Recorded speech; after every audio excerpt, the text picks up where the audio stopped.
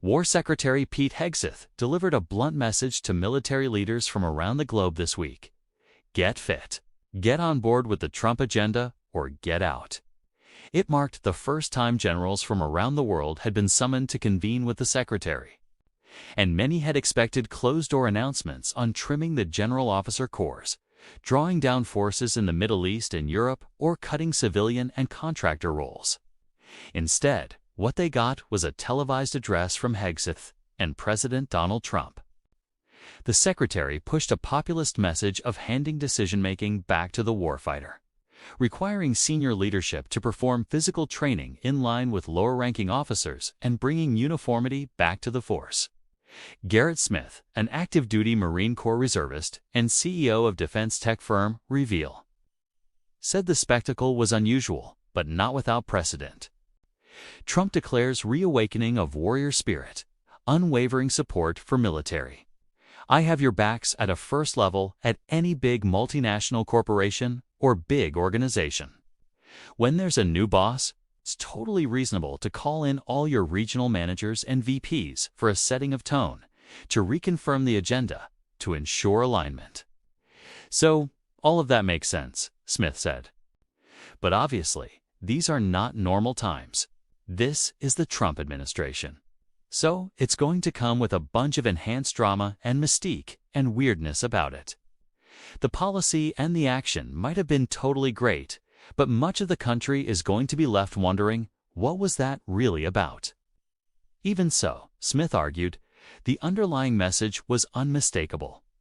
A return to warfighting and preparation for winning wars as the priority mission of the department.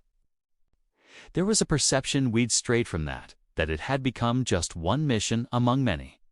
Reconfirming that this is the mission is really important, investing in a warfighting ethos.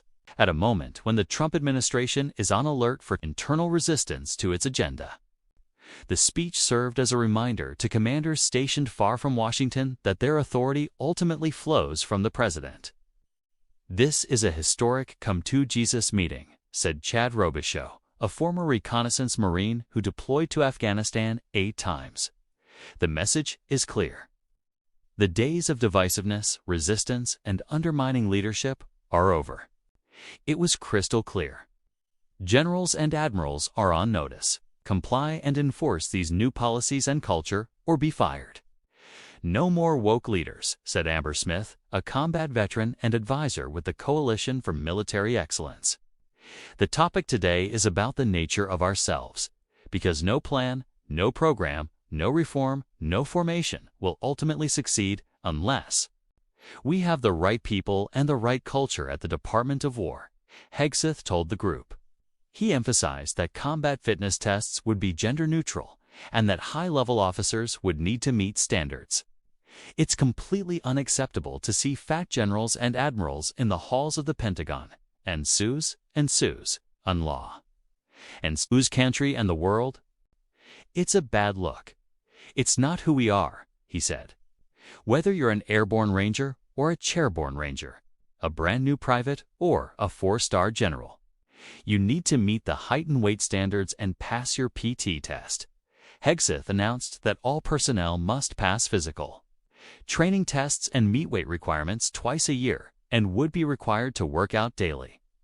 We're not talking like hot yoga and stretching, he said. Real hard PT that represented a departure from previous years. When fitness standards often fell away once officers reached higher ranks and desk-bound commands. Smith, who comes from the infantry, said the focus on standards for physical readiness was part of that shift. If we want to present a deterring force to the world so we don't have to go to war, we have to be ready to win the next war.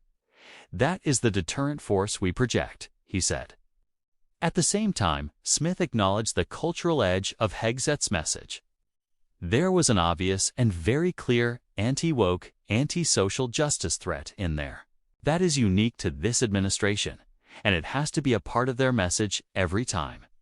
That's not a surprise, given the last 4 or 5 years from Trump. Generals saw a preview of what is expected in the forthcoming national defense strategy. A renewed focus on homeland defense and U.S. dominance in the Western Hemisphere. Trump suggested crime-ridden U.S. cities could even serve as training grounds for troops. I told Pete we should use some of these dangerous cities as training grounds for our military National Guard. But military, because we're going into Chicago very soon, Trump said.